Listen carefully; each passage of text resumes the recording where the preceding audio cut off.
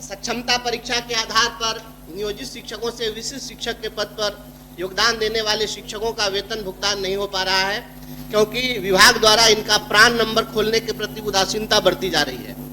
रमजान का महीना चल रहा है और सामने होली जैसा महत्वपूर्ण त्योहार है। शिक्षक आर्थिक तंगी का सामना करने को मजबूर हैं, जिस कारण उनके बीच गहरा असंतोष व्याप्त है। मैं शून्यकाल के माध्यम से विशिष्ट शिक्षक पदों पर योगदान करने वाले शिक्षकों का अविलंब प्राण नंबर खोलने के संबंध में सरकार से सदन में एक स्पष्ट वक्तव्य की मांग करता हूं। माननीय सभापति महोदय, विभिन्न समाचार माध्यमों से प्राप्त सूचना अनुसार एवं व्यक्तिगत रूप से भी मिलकर टीआरई के अभ्यर्थियों द्वारा बार बार अवगत कराया जा रहा है कि पूरक परिणाम जारी करने की मांग को लेकर टीआरई 3 के अभ्यर्थी पिछले 45 दिनों से गर्दनीबाग में धरना पर बैठे हैं। अभ्यर्थियों का कहना है कि बिहार लोक सेवा आयोग द्वारा अपने विज्ञापन संख्या 22/2024 के माध्यम से लगभग 87,000 शिक्षक पदों पर नियुक्ति के लिए परीक्षा ली गई है। बताया जा रहा है कि 87,000 रिक्तियों के विरुद्ध मात्र 66,000 अभ्यर्थियों का ही चयन किया गया है। इस परीक्षा के माध्यम से कक्षा 1 से 5, कक्षा 6 से 8, कक्षा 9 से 10 तथा कक्षा 11 से 12 के लिए समेकित रूप से परिणाम जारी किया गया है। एक साथ चारों कोटियों का परिणाम जारी किए जाने के कारण ही अभ्यर्थियों का चयन 3-3, 4-4 पदों पर कर लिया गया है। व्यवहारिक रूप से कोई भी अभ्यर्थी कहीं भी एक ही पद पर योगदान कर सकेगा।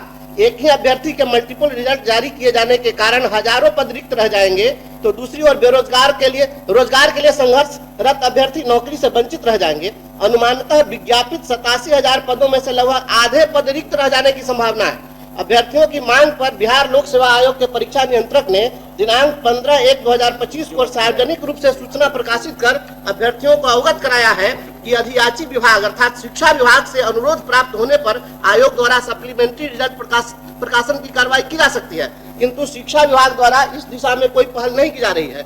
अतः मैं शून्यकाल के माध्यम से टीआरई 3 का पूरक परिणाम जारी करने हेतु शिक्षा विभाग द्वारा बिहार लोक सेवा आयोग से अनुरोध किए जाने एवं अभ्यर्थियों से वार्ता कर उनका धरना समाप्त कराने के संबंध में सरकार से सदन में स्पष्ट वक्तव्य की मांग करता हूँ। 66,000 का रिजल्ट दिए और उसमें एक ही कैंडिडेट 4-4 पद पर चयनित हो गया, तो 40,000 को अपॉइंट करेंगे। अब 45 दिन से धरना पर बैठा हुआ है और बीपीएससी तैयार भी है कि हम पूरक परिणाम दें। इसको देखा जाए।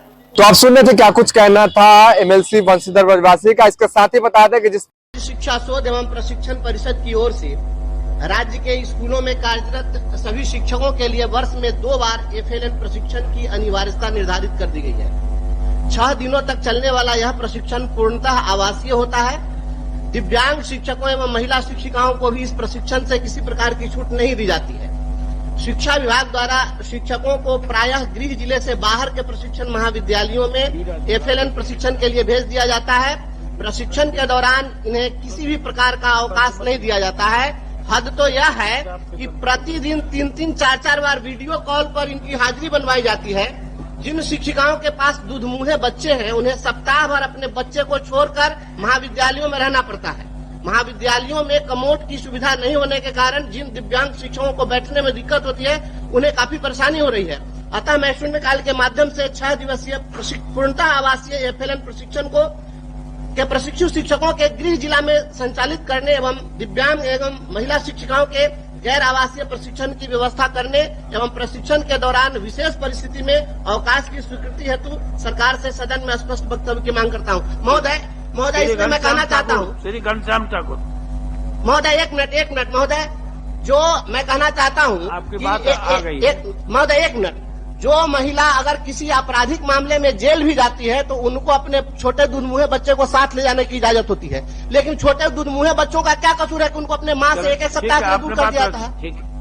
समस्याएं थी, उसमें एक प्रमुख समस्या थी कि अभी वर्तमान वाले जो एसीएस है, इनके ठीक पहले वाले जो एसीएस थे, उनके समय में धरना प्रदर्शन करने वाले शिक्षकों का वेतन हजारों शिक्षकों का काटा गया, उन पर कार्रवाई हुई। इसके संबंध में भी कुछ चर्चा उस पर होगी कार थी। और तब शिक्षा मित्रों की बहाली शुरू हुई थी और उसी शिक्षा मित्र की बहाली से मैं आया और वही लड़ाई लड़ते लड़ते जब हमारी सेवा समाप्त कर दी 2019 का जोड़ लीजिए, इतने दिनों प्रमोशन नहीं मिला, तब मुझे महोदय यह कहना पड़ रहा है कि अभिभाषण में इस बात को शामिल किया जाना चाहिए। अगर आप शिक्षकों के सच्चे हितैषी हैं तो यह शामिल होना चाहिए था कि इनको प्रोन्नति दी जाएगी। और मैं समझता हूँ कि जहाँ यह अपेक्षा है आपके जयकारा लगाने की, तो जहाँ पर हाई कोर्ट भी लाचार है, तो फिर मैं कैसे कह दूं ये सुशासन की सरकार है। महामहिम के अभिभाषण पर मुझे अपनी बात रखने का माइक पर बोल रहा है आपने अवसर दिया, इसके लिए मैं आसन के प्रति आभार व्यक्त करता हूं और सदन में उपस्थित अपने तमाम श्रेष्ठ सम्मानित सदस्यगण के प्रति भी आभार व्यक्त करते हुए आप सभी के प्रति सम्मान समर्पित करते हुए विनम्रता पूर्वक अपनी बात शुरू करना चाहता हूं। मैं तो आज पहली बार बोल रहा हूं और नया नया निर्वाचित होकर आया हूं। यहाँ हमारे सत्ता पक्ष और विपक्ष के हमारे सम्मानित नेतागण बैठे हैं, सभी सदस्यगण अपनी अपनी बात रख रहे हैं। तब मुझे दुष्यंत की पंक्तियां याद आती है जिसमें उन्होंने कहा कि रहनुमाओं की अदाओं पर फिदा है दुनिया, इस बहकती हुई दुनिया को संभालो यारो।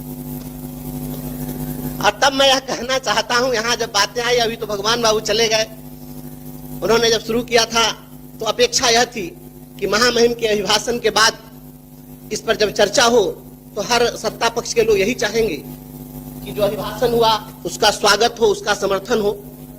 हमारी भी इच्छा होती है कि मैं भी सुशासन की सरकार के जो कार्य हैं, इन कार्यों की सराहना करूं और सराहना करते हुए मैं भी सुशासन का जयकारा लगा दूं। लेकिन सभापति महोदय, मैं यह कहना चाहता हूं, दो पंक्तियां समर्पित करता हूं।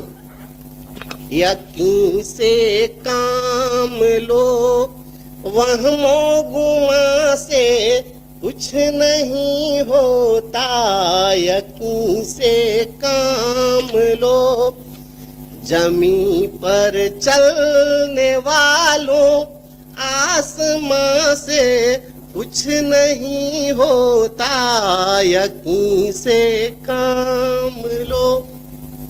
महोदय, महामहिम के अभिभाषण में जितनी बातें आई है, अगर हमारी राज्य सरकार इंफ्रास्ट्रक्चर के क्षेत्र में अगर काम कर रही है, इसे कोई भी नकार नहीं सकता है।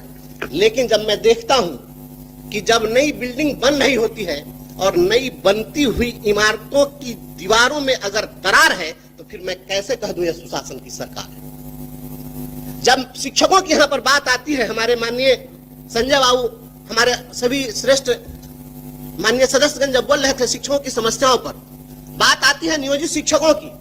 हमारे सत्तारूढ़ दल में आज भारतीय जनता पार्टी के लोग शामिल हैं, यहाँ बैठे हैं।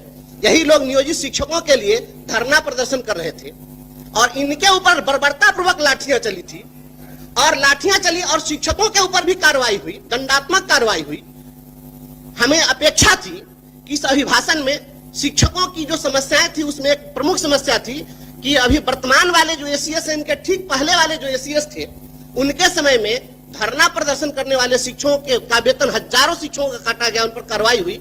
इसके संबंध में भी कुछ चर्चा उस पर होगी, क्योंकि मैं समझ रहा था कि और कोई कुछ कहे न कहे, भारतीय जनता पार्टी के लोग तो शिक्षकों के हित ऐसे हैं, क्योंकि इतनी लाठी कोई नहीं खाए आज तक के इतिहास में। लेकिन जब मैं देखता हूँ बात यहाँ पर चली है, विपक्ष के लोगों ने यहाँ पर जब बात उठाई कि अंबेडकर साहब ने संविधान दिया, अधिकार दिया, तो यहाँ बात हुई क्यों हम उन अधिकारों की रक्षा कर रहे हैं। तो धरना प्रदर्शन तो संवैधानिक अधिकार था महोदय, और शिक्षकों ने जब धरना प्रदर्शन किया तो उसके ऊपर जब प्रहार हुआ, तब मुझे लगता है कि सुशासन की सरकार है और संवैधानिक अधिकारों पर हो रहा प्रहार है, तो मैं कैसे कह दूं सुशासन की सरकार। महोदय, जब महोदय मैं छोटा सदस्य, मुझे बोलने दिया जाए।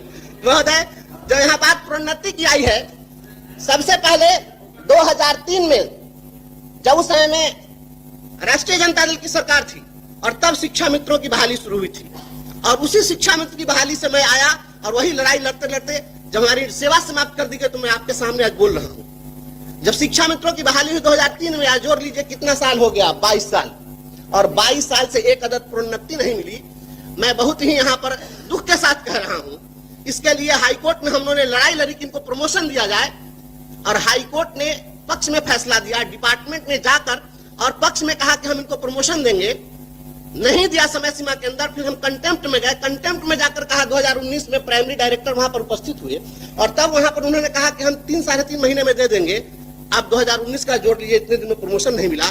तब मुझे महोदय यह कहना पड़ रहा है कि अभिभाषण में इस बात को शामिल किया जाना चाहिए। अगर आप शिक्षकों के सच्चे हैं, हितैषी हैं, तो यह शामिल होना चाहिए था कि इनको प्रोन्नति दी जाएगी। और मैं समझता हूं कि जहां यह अपेक्षा है आपके जयकारा लगाने की, तो जहां पर हाईकोर्ट भी लाचार है, तो फिर मैं कैसे कह दूं ये सुशासन की सरकार है। इसलिए महोदय और माननीय मुख्यमंत्री हमारे आदरणीय श्री नीतीश कुमार जी समाज सुधार के लिए भी जाने जाते हैं। अपना पॉइंट देख रहे हैं जी पॉइंट है इसमें, आप जो बात में अजी कर रहे तो 2 मिनट और समय है हैं। जी उसको बस बोलिए। मैं बहुत ज्यादा लंबा नहीं बोलूंगा महोदय, मैं बहुत ज्यादा बोलने के पक्ष में नहीं हूं, मैं ऐसा कुछ नहीं है, सभी लोग बोल चुके हुए हैं।